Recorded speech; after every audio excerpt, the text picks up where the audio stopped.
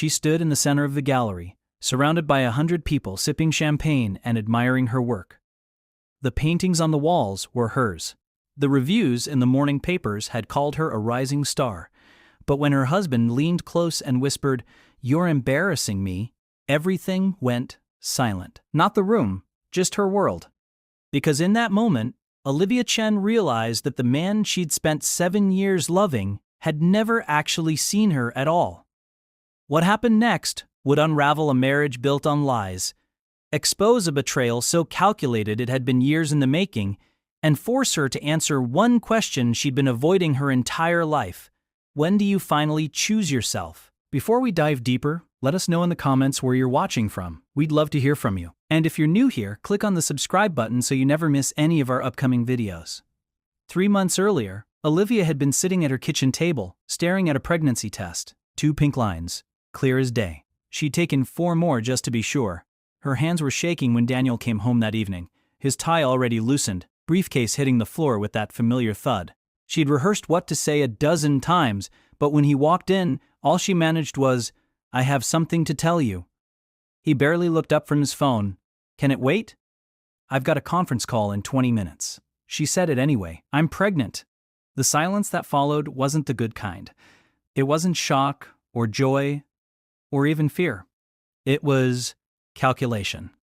She watched his face cycle through emotions too quickly to name, landing finally on something that looked almost like annoyance. "Are you sure?" he asked. Not congratulations, not how do you feel, just are you sure, like she might have misread the instructions. Olivia had met Daniel Chen at a fundraiser she didn't want to attend. Her best friend had dragged her there, insisting she needed to get out more, meet new people, stop spending every weekend locked in her studio covered in paint. Daniel was charming, confident. He worked in finance, talked about travel and art and all the places he wanted to see. He told her she was talented, that her work deserved to be in museums, not just local coffee shops. He made her feel like she mattered. And when he proposed 18 months later on a beach in Malibu, she said yes without hesitation. Her parents had passed away in a car accident when she was 23, and she didn't have siblings. Daniel's family became hers. His mother called her every Sunday. His younger sister invited her to brunch. For the first time since losing her parents, Olivia felt like she belonged somewhere. But small things started changing after the wedding. Daniel began working later. He stopped asking about her paintings. When she got her first gallery showing, he showed up an hour late and left early, claiming a work emergency. She told herself it was normal. Marriage was adjustment. Compromise. He was building a career. She was building hers. They were both busy, but deep down, in a place she didn't like to examine too closely. Olivia knew something had shifted. He looked at her differently now, not with admiration, but with something closer to tolerance, like she was an obligation he was fulfilling. And when she told him about the baby, that look crystallized into something she couldn't ignore anymore. The night of the gallery opening, Olivia had been nervous. It was her first solo exhibition. Months of work hung on those walls, pieces she'd poured herself into during the lonely hours when Daniel was at the office, or traveling or wherever he said he was. She'd invited everyone she knew, old college friends, former coworkers. Daniel's family, the gallery owner, Marcus, had hyped the event on social media, and the turnout was better than she'd hoped. People actually came. They stood in front of her paintings, really looking at them, discussing brushstrokes and color choices and themes she'd woven throughout the collection. For the first time in years, Olivia felt seen. Then Daniel arrived, 30 minutes late, with a woman she'd never met. He introduced her as Vanessa, a colleague from work. She was younger than Olivia, maybe 26 or 27, with perfect teeth and a designer dress that probably cost more than Olivia made in 3 months. Vanessa smiled politely, shook Olivia's hand, and said all the right things about the art. But there was something in the way Daniel looked at her, the way his hand hovered near her lower back when they moved through the crowd, that made Olivia's stomach turn. She tried to shake it off. She was being paranoid, hormonal maybe. The pregnancy was making her emotional. But then Daniel pulled her aside, away from the crowd, and said those words, "You're embarrassing me." She blinked, confused. "What?" He gestured vaguely at the room. "This whole thing, it's too much. You're too much. Do you see how people are looking at you?" Olivia followed his gaze. People were smiling, congratulating her, asking about her process. No one looked uncomfortable except Daniel. "I don't understand," she said slowly. He sighed, like she was a child who couldn't grasp a simple concept. "You're pregnant, Olivia." You should be home resting, not parading around like some starving artist trying to prove something." The words hit her like cold water. She stared at him, searching for the man she'd married, the one who used to call her brilliant, who used to kiss her paint-stained fingers and tell her she was going to change the world. That man was gone. Or maybe he'd never existed. "I need to go," Daniel said, checking his watch. "Early meeting tomorrow. Vanessa and I have a presentation." He kissed her cheek quickly, a reflex more than affection, and walked away. Vanessa followed, and Olivia stood there, surrounded by her art, feeling more alone than she'd felt since her parents died. That night, she couldn't sleep. She lay in bed, staring at the ceiling, replaying the evening in her mind. Something was wrong, not just with Daniel, but with everything. The late nights, the business trips, the way he'd started password protecting his phone, the unexplained charges on their credit card. She'd ignored all of it, told herself she was being paranoid, that marriage required trust. But trust, she was beginning to realize, also required honesty. And Daniel hadn't been honest in a long time. At 2 a.m, she got out of bed and went to his office. His laptop was on the desk, closed but not locked. She hesitated, hand hovering over the lid. This felt like a line she shouldn't cross. But then she thought about the way he'd looked at Vanessa, the way he'd dismissed her work, her pregnancy, her entire existence, and she opened it. The emails loaded slowly. There were hundreds, maybe thousands, most of them work-related and boring. But then she saw a folder labeled Personal and clicked it. What she found made her physically sick. Messages between Daniel and Vanessa going back 18 months. Pictures, plans, hotel reservations. They'd been together since before the wedding, maybe even before the engagement. Vanessa called him baby. He called her his future. In one email dated 2 weeks ago, he'd written, "I'll handle Olivia. Just give me a few more months." Handle her, like she was a problem to be solved, a mess to be cleaned up. Olivia sat there, staring at the screen, feeling the ground shift beneath her. 7 years. She'd given him 7 years. She'd loved him, supported him, believed in him. And he'd been planning his exit the entire time. She didn't confront him that night. She didn't scream or throw things or demand answers. Instead, she took screenshots of everything. Every email, every text, every receipt. She saved them to a cloud drive he didn't know about. Then she closed the laptop, went back to bed, and lay there until morning, her hand resting on her stomach, feeling the tiny flutter of life growing inside her. By the time Daniel woke up, she'd made a decision. She wasn't going to beg him to stay. She wasn't going to give him the satisfaction of seeing her break. She was going to leave, on her terms, with her dignity intact. But first, she needed a plan. Over the next 3 weeks, Olivia moved in silence. She opened a new bank account and started transferring money, small amounts Daniel wouldn't notice. She contacted a lawyer, a woman her college roommate had recommended, and filed for divorce, quietly. She found a small apartment across town, a 1-bedroom with good light and space for a nursery. She didn't tell Daniel any of this. She smiled when he came home. She made dinner. She asked about his day. And he, oblivious as ever, assumed everything was fine. He had no idea she was counting down the days until she could walk away. But then something happened that changed everything. Daniel's mother called. Margaret Chen was a kind woman, traditional and warm, and she'd always treated Olivia like a daughter. They talked every Sunday without fail, but this call came on a Thursday, and Margaret's voice was shaking. "Olivia, honey, I need to tell you something. I should have told you months ago, but I didn't know how." Olivia's chest tightened. "What is it?" There was a long pause, and then Margaret said, "Daniel's father and I are getting divorced. And it's because of something I found out about our son." Margaret explained haltingly that she'd discovered Daniel had taken out loans in his father's name. "Business loans," she said, "for investments that didn't exist. He'd forged signatures, falsified documents, and when the banks came calling, it was his father who'd been held responsible. The family was facing financial ruin because of Daniel's lies."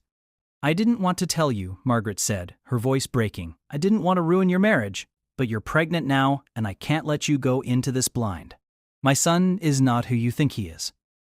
Olivia thanked her, hung up, and sat very still. The man she'd married wasn't just unfaithful, he was a liar, a fraud. And if he could do that to his own parents, what would he do to her? That night, Daniel came home with flowers.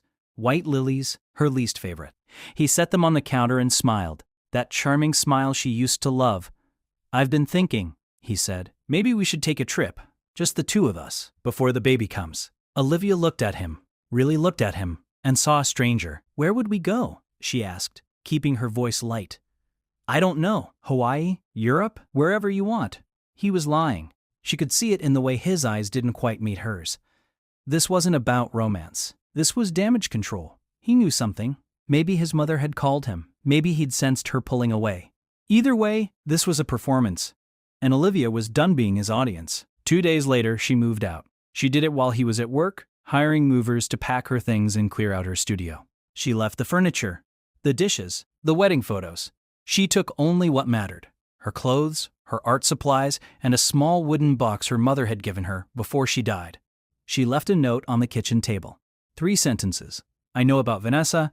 I know about your father. Don't contact me. My lawyer will be in touch. Then she walked out of the house they'd shared and didn't look back. Daniel called 17 times that night. She didn't answer. He showed up at the gallery the next day, demanding to see her. Marcus, the owner, told him to leave or he'd call the police. Daniel sent emails, texts, voice messages ranging from apologetic to furious. In one, he called her selfish. In another, he begged her to come home. She deleted them all. Her lawyer sent the divorce papers a week later. Daniel contested them, of course. He wanted to drag it out, make it messy, punish her for leaving. But Olivia had evidence. Emails, texts, financial records proving fraud. Her lawyer was confident they'd win. 3 months into the separation, Olivia's world had settled into a new rhythm. She worked at the gallery during the day, painted at night, and prepared for the baby. She'd had her first ultrasound, heard the heartbeat, seen the tiny shape on the screen. It was a girl. She cried in the exam room, overwhelmed by joy and fear and the weight of doing this alone. But she wasn't truly alone. Marcus had become a friend, checking on her regularly, helping her set up the nursery in her new apartment. Her lawyer Patricia was fierce and unrelenting, refusing to let Daniel manipulate the process. And Margaret called every week, apologizing over and over for her son's actions, offering support however she could. Then came the day Daniel signed the papers. Patricia called to tell her it was done. Final. Official. Olivia Chen was no longer married. She sat on the floor of her apartment, staring at the phone, waiting to feel something. Relief maybe, anger, sadness. But all she felt was tired. 7 years, and it had come down to a signature on a legal document. She thought about the girl she'd been when they met, so eager to be loved, so willing to shrink herself to fit into his life. That girl was gone, and in her place was someone stronger. Someone who'd chosen herself, who'd walked away from comfort and familiarity because staying would have destroyed her. Her daughter was born on a rainy Tuesday in April. 8 pounds, 2 ounces. Dark hair, tiny fists, lungs that could shake the walls. Olivia held her and wept. Not from pain, but from the overwhelming reality of it. She'd created life. This perfect, helpless little human was hers. Margaret was there, waiting in the hall, and when the nurses finally let her in, she cried too. She's beautiful, Margaret whispered. Just like her mother. Daniel didn't come. Olivia hadn't invited him, and he didn't ask. He'd moved on with Vanessa, according to mutual friends. They were engaged now, planning a wedding. Olivia didn't care. That part of her life was over, but 6 months after her daughter was born, something unexpected happened. Olivia was at the park, pushing the stroller, when she ran into an old friend from college. They chatted for a while, catching up, and her friend mentioned seeing Daniel recently. He looked terrible, she said, like he hadn't slept in weeks.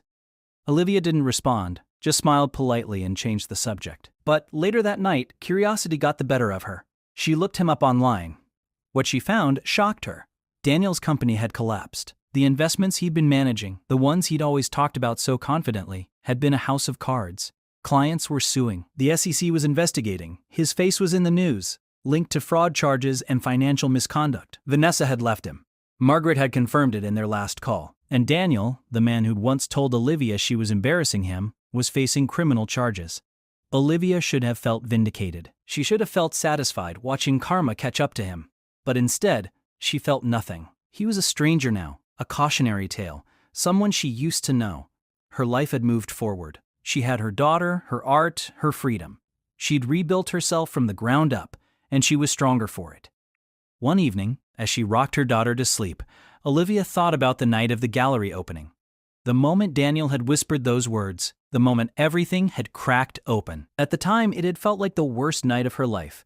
But looking back now, she realized it had been a gift because it had forced her to see the truth, to stop making excuses, to stop waiting for someone else to validate her worth.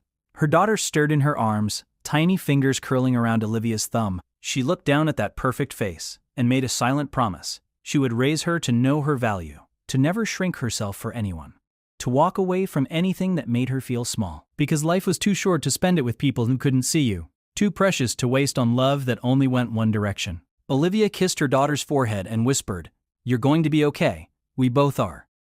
So, here's what I want to know. If you were in Olivia's position, standing in that gallery, hearing those words from someone you loved, what would you have done? Would you have confronted him right there? Or would you have stayed silent like she did? And when would you have known it was time to leave? Because here's the truth we don't talk about enough. Sometimes the hardest part isn't the betrayal itself. It's admitting that the person you loved never actually existed, that the version of them you fell for was a performance, and the real them was always hiding just beneath the surface. Olivia's story isn't just about a bad marriage, it's about the moment you choose yourself over the life you thought you wanted. It's about the courage it takes to start over when everything feels broken. And it's about the quiet strength that comes from surviving something you never thought you could. If this story made you feel something, drop a comment and let me know what you think. Would you have left sooner? Would you have stayed and tried to fix it? And if you've ever had to walk away from someone who made you feel invisible, know that you're not alone. Your story matters. Your choice matters. And sometimes the bravest thing you can do is close a door that was never meant for you and walk toward something better.